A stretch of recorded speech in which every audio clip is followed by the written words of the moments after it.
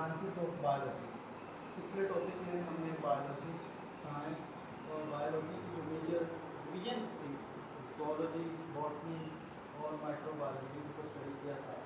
आज हम देखेंगे कि बायोलॉजी की ब्रांचेस कितनी हैं। ये एक्चुअली उन्हीं 3 डिविजन्स की मज़ीद इनको हमने डिवीजन ब्रांचेस में डिवाइड किया हुआ है। तो सबसे पहली जो ब्रांच है वह है मॉर्फोलॉजी। मॉर्फोलॉजी जो है मॉर्फ से निकला है। मॉर्फ का मतलब होता है स्ट्रक्चर।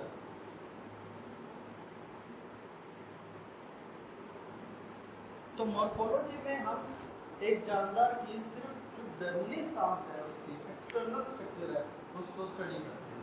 फॉर एग्जांपल अगर हम एक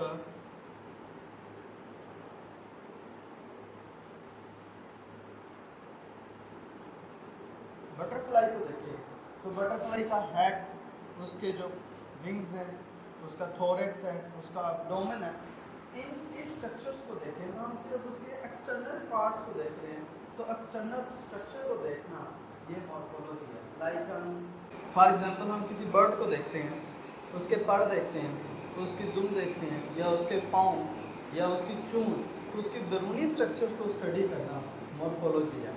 हाथी को अगर हम देखेंगे तो सिर्फ उसके बैरूनी स्ट्रक्चर को देखेंगे, कितनी लेग्स हैं, कितनी उसकी टेल है, उसके जो कान है वो किस तरह के होते हैं, उसके जो दांत होते हैं हाथी के वो कैसे हैं, उसकी सूंड किस तरह है, तो सिर्फ बैरूनी स्ट्रक्चर को स्टडी करना मॉर्फोलॉजी है।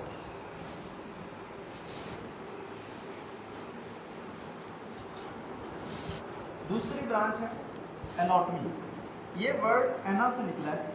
एना का मतलब होता है अंदरूनी और टॉमी लफ्ज़ निकला है टॉम से। टॉम का मतलब होता है कट कर देना, ब्रेक डाउन कर देना। तो अब इसका मतलब ये हुआ कि अंदरूनी साख्तों का मुताला ये हम एनाटॉमी में करेंगे। याद रखिएगा एनाटॉमी का दूसरा नाम इंटरनल मॉर्फोलॉजी भी है, यानी ये भी साख्तों का ही मुताबिक है, स्ट्रक्चर की स्टडी है, लेकिन सिर्फ अंदरूनी साख्तों। फॉर एग्जांपल हम ये देखना चाहें कि हार्ट की शेप कैसी है, लंग्स की शेप कैसी है, लीवर कैसे होता है, किडनी किस शेप की होती है, तो ये हम अंदरूनी साख्तों का मुताला कर रहे हैं, अंदरूनी स्ट्रक्चर्स को देख रहे हैं, उसमें हम एनाटॉमी करेंगे। एना में अंदर, टॉम मतलब काटना, एनाटॉमी यानी अंदरूनी हिस्सों को काट के देखना। थर्ड है हिस्टोलॉजी। हिस्टोलॉजी ये बायोलॉजी की वो ब्रांच है जिसमें हम जानदारों के टिश्यूज़ का मुताला करते हैं। टिश्यूज़ क्या होते हैं? एज यू नो कि हर जानदार की जो बुनियादी इकाई है, बेसिक यूनिट है, उसके स्ट्रक्चर का भी और फंक्शन का भी, वो सेल है। तो एक सेल जब एक तरह के मिलते हैं किसी खास काम को करने के लिए, एक ही तरह का सेल का ग्रुप जो होता है उसको हम टिश्यू कहेंगे, और टिश्यूज़ को स्टडी करना हिस्टोलॉजी है। अगर हम देखें तो हमारे मसल टिश्यूज़ हैं, हमारे स्किन टिश्यूज़ हैं, तो इन स्किन टिश्यूज़ को, मसल टिश्यूज़ को माइक्रोस्कोप की मदद से स्टडी करना हिस्टोलॉजी है। तो हम इसको अगर हम सम अप करें तो हम कहेंगे study of tissues with the help of microscope. फिर है सेल बायोलॉजी। सेल बायोलॉजी में हम दो चीज़ों के बारे में स्टडी करते हैं। पहले नंबर पे एक जो सेल होता है उसके अंदर मुख्तलिफ ऑर्गेनेलिज होती हैं। जैसे आप किसी मशीनरी को देखते हैं, एक बाइक ही है तो बाइक के मुख्तलिफ गुर्जादार है, उसके इंजन है, उसका टायर है, उसका क्लच है, उसके ब्रेक्स हैं। तो उसी तरह एक जो सेल होता है उसके मुख्तलिफ हिस्से होते हैं जो सब मिल के अपना अपना काम सर अंजाम देते हैं, और एक सेल का जो पूरा मैकेनिज्म है, एक पूरा एक सिस्टम है, वो चलता है।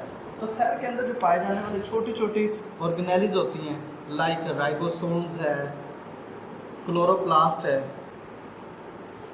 उसके अलावा गोल्जी एपरेटस है, उसके अलावा एंडोप्लाज्म रेटिकुलम है, इन सब, और ये न्यूक्लियस है। ये जो सेल है ये तो पूरा एक सेल हो गया, और सेल के अंदर ये जो छोटी छोटी स्ट्रक्चर पाए जा रहे हैं इनको हम सेल ऑर्गेनेलिज कहेंगे। तो सेल का मुताला और सेल के ऑर्गेनेलिज का मुताला, ये दोनों चीज़ों को स्टडी करना सेल बायोलॉजी में आता है। सेल बायोलॉजी में हम बेसिकली दो चीज़ें स्टडी करते हैं, एक तो फंक्शन,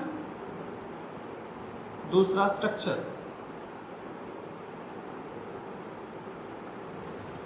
तो it is the study of function and structure of cell and cell organelles.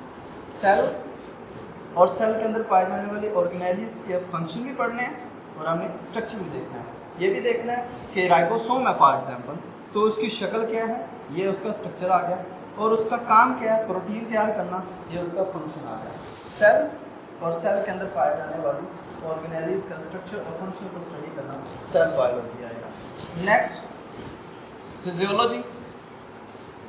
Physiology biology की वो ब्रांच है जिसमें हम ये देखते हैं कि जिस्म के अंदर मुख्तलिफ जो प्रोसेसेस हो रहे हैं वो किस तरह से अंजाम दिए जा रहे हैं। लाइक हम खाना खा रहे हैं तो कैसे हजम हो रहा है, एक जानदार का जो मसल्स है वो कैसे सिकुड़ रहे हैं, आंख कैसे काम कर रही है, कानों से हमें कैसे सुनाई देता है। तो ये मुख्तलिफ जो जिस्म के अंदर होने वाले अमाल हैं, फंक्शंस हैं, उनको स्टडी करना होता है। उसके बाद है genetics. Genetics is the study of genes. Genes क्या है, एक जो सेल होता है, सेल का न्यूक्लियस, न्यूक्लियस के अंदर इस तरह के एक्स शक्ल के क्रोमोसोम्स पाए जाते हैं। इन स्ट्रक्चर को अगर हम इस स्ट्रक्चर को अगर हम देखें तो इस स्ट्रक्चर के अंदर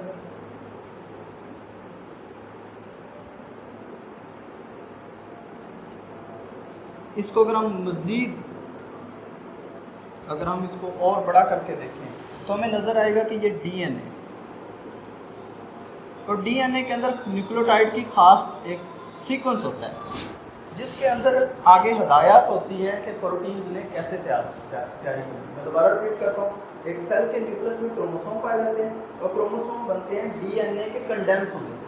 तो डीएनए के अंदर न्यूक्लियोटाइड की एक खास सीक्वेंस होता है, खास तरतीब होती है जो ये डिटरमाइन करती है कि उस डीएनए की सीक्वेंस से किस तरह एक खास किस्म की प्रोटीन तैयार करनी है। एक्चुअली पूरे सेल की जो हदायत है इस डीएनए के अंदर होती है। फॉर एग्जांपल डीएनए के इतने से हिस्से के अंदर हदायत थी कि उस बच्चे का कद कितना होना है, तो हम कह सकते हैं ये कद का इतना सा डीएनए का टुकड़ा कद का जीन है।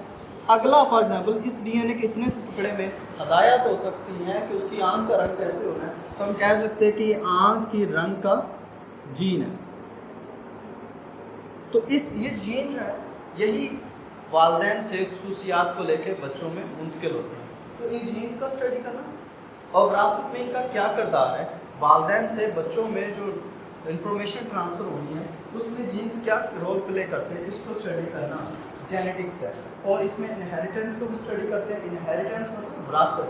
इनहेरिटेंस वालिदैन से बच्चों के अंदर खुसूसियात का मुंतकिल हो जाना है। बस फॉर एग्जाम्पल एक वालिद का कद 6 फीट था, उस बच्चे का कद भी 6 फीट हो गया, तो ये जो खुसूसियत है उसके वालिद से आई है, या वालदा के बालों का रंग बच्चे के बालों के रंग से मैच होता है, तो ये खुसूसियत उस वालदा से मुंतकिल हुई, तो हम कहेंगे कि ये खुसूसियात वालिदैन से बच्चों में मुंतकिल होती हैं।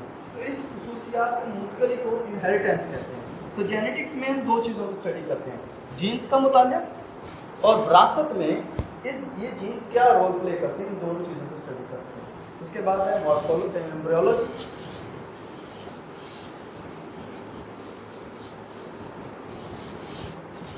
एम्ब्रियोलॉजी क्या है,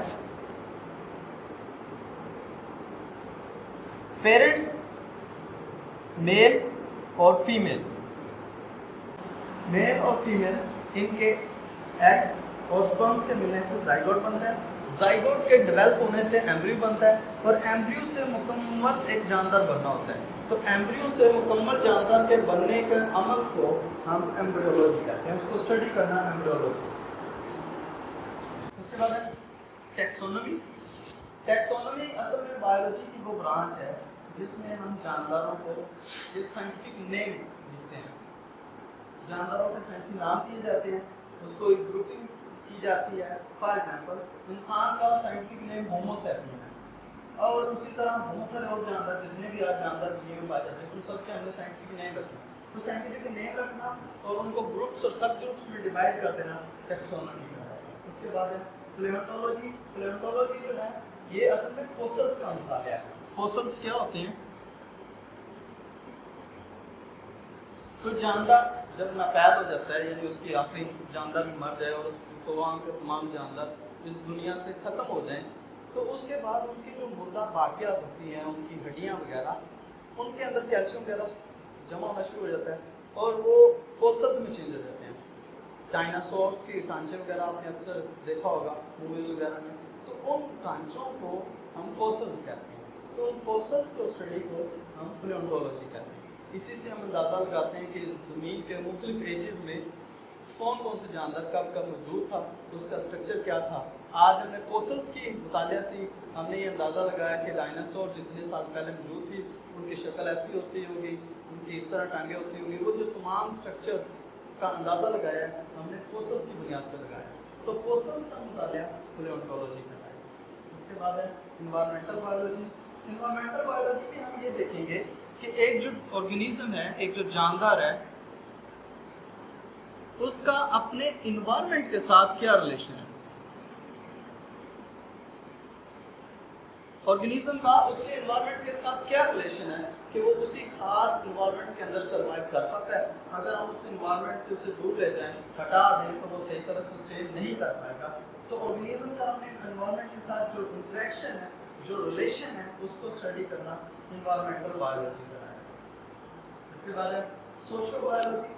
सोशो बायोलॉजी में हम ये देखते हैं कि जो जानदार कुछ हैं जो सिर्फ सोसाइटीज बना के रहते हैं, अकेले नहीं रहते। फॉर एग्जांपल चींटी है, वो अकेली कभी भी नहीं रहेगी। वो क्या करेगी कि अपनी एक कॉलोनी बनाएगी, अपना एक उसकी मलका होगी, उसके छोटे कार्टून होंगे, उसके जो पूरा एक कुंबा बना होगा, एक फैमिली बनी होगी।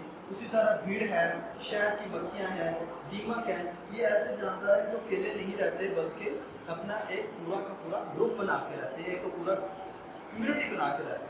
तो एक उनका सोशल बिहेवियर होता है जिसकी वजह से वो एक दूसरे के साथ लिंक इंटरेक्ट कर पाते हैं। तो इस सोशल बायोलॉजी में हम एक्चुअली जानदारों के माशरती रवैयों को स्टडी करते हैं, सोशल बिहेवियर को स्टडी करते हैं। तो वो ऐसा क्यों कर रहे हैं, वो किस तरह एक दूसरे से कम्युनिकेट कर पा रहे हैं, इसको हम देखेंगे सोशल बायोलॉजी। उसके बाद है पैरासाइटोलॉजी। पैरासाइटोलॉजी जो है, इसमें हम स्टडी करते हैं पैरासाइट्स को। पैरा का मतलब होता है ऊपर, लाइक पैराशूट, सुना होगा लफ्ज़ पैराशूट। तो पैरा का मतलब होता है ऊपर। उस तरह पैरासाइटोलॉजी, साइट कहते हैं जगह को। पैरासाइट का मतलब क्या हुआ, ऊपर वाली जगह, यानी ऐसे ऑर्गेनिज्म जो दूसरे जानवरों के ऊपर रहें, वहां से खुराक मिले और रहने के लिए जगह मिले और इन रिटर्न दे नाम ले। तो ऐसे जानवरों को हम पैरासाइट्स कहते हैं।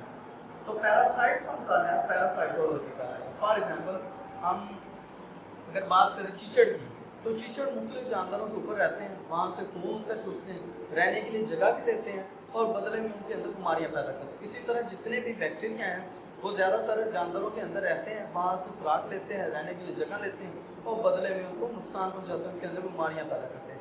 वायरसेस तमाम के तमाम सब के सब पैरासाइट्स हैं। पैरासाइट्स के आगे कई टाइप्स हैं, एक्टो हैं, एंडो हैं, उसी तरह कुछ टेम्परेरी हैं, कुछ परमानेंट हैं। तो पैरासाइट्स हैं जो जानवरों के ऊपर रहते हैं। तो पैरासाइट्स का मुताबिया पैरासाइटोलॉजी कहलाएगा। उसके बाद है बायोटेक्नोलॉजी।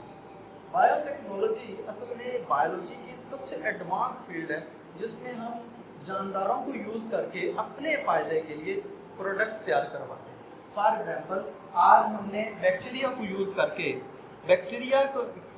करके हमने जानदारों का, इंसान का इंसुलिन इसके अंदर इंजेक्ट किया। बैक्टीरिया के अंदर इंसानी इंसुलिन होता है, उसको हमने इंजेक्ट, उसका जीन डाउन किया बैक्टीरिया में और बैक्टीरिया ने अपने राइबोसोम्स को यूज़ करके उससे हमें इंसुलिन तैयार कर दिया। तो हम जानदारों को इस्तेमाल करके अपने फ़ायदे के लिए प्रोडक्ट्स तैयार करवा रहे हैं। इस अमल को हम, इस फील्ड को जिसमें हम जानदारों को यूज़ करके इंसानियत के फ़ायदे के लिए प्रोडक्ट्स तैयार करवाएं, बायोटेक्नोलॉजी कहलाएगा।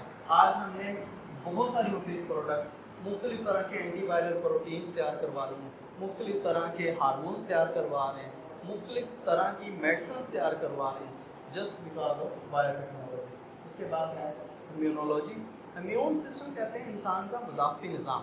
जैसे हर एक इलाके की एक फ़ौज होती है, एक सिक्योरिटी होती है जो उस इलाके की देखभाल करती है कि उसके अंदर अगर कोई ऐसा एजेंट दाखिल होता है जो उस इलाके की जो बनावट है, उस इलाके को, उसके माहौल को ख़राब कर सके, तो वो जो पुलिस है या जो फौज है, वो जो सिक्योरिटी पे लोग हैं, वो उनको मार देती है। इसी तरह अल्लाह ताला ने इंसान के अंदर एक ऐसा मैकेनिज्म तैयार कर दिया है, एक ऐसा डिफेंस सिस्टम तैयार कर दिया है, इंसान के जिस्म के अंदर ऐसे फौजी तैनात कर दिए हैं, तो जिस्म के अंदर दाखिल होने वाले किसी भी माइक्रो ऑर्गेनिज्म जो बीमारी पैदा कर सकते हैं उसको मार देते हैं। कहा जाता है कि इंसान जब पैदा होता है तो 4000 से लेकर 5000 इंसान की बीमारियां लेके पैदा होता है। तो उन सबसे इंसान किस तरह बचा रहता है, वो इम्यून सिस्टम का काम है। इम्यून सिस्टम में रेड वाइट ब्लड सेल्स जो है वो जरासीमों के खिलाफ लड़ते हैं और उनको मार देते हैं। नेक्स्ट है एंटोमोलॉजी।